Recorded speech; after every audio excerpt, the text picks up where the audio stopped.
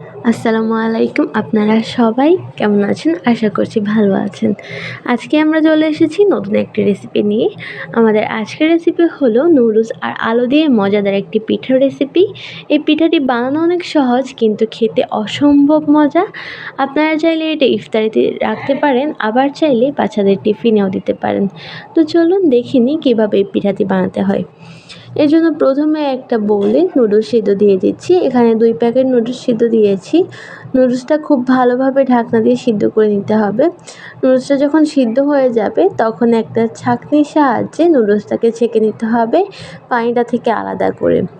নুডলসটাকে ভালোভাবে পানিটাকে ছাড়িয়ে এরপর নুডলসটাকে একটা বোলে দিয়ে দিব। এরপর এর মধ্যে দিয়ে দিব ম্যাশ করা আলু। এরপর দিয়ে দিব পেঁয়াজ কুচি, কাঁচামরিচ কুচি। এরপর দিয়ে দিব চিলি ফ্লেক্স। এরপর দিয়ে দিব ধনিয়া পাতা। এরপর এর মধ্যে কয়েক টুকরো পাউরুটি ছোটো ছোটো টুকরো টুকরো করে দিয়ে দিব। পাউরুটিগুলো টুকরো করে দেওয়ার পর এটাকে ভালোভাবে সব কিছুর সাথে মাখিয়ে নিতে হবে।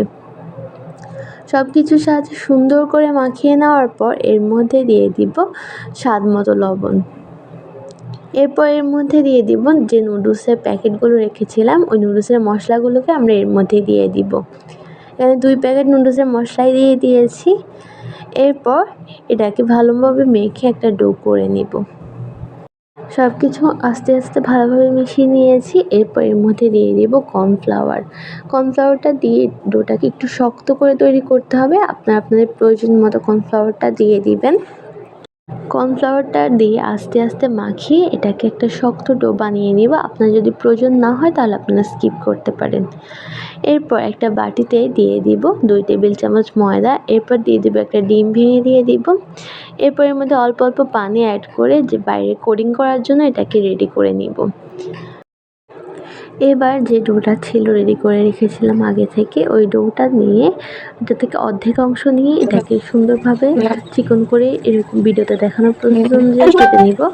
ট্রায়াঙ্গেল শেপ করে কেটে নিতে হবে, যেভাবে ভিডিওতে দেখানো হয়েছে ঠিক ওভাবে।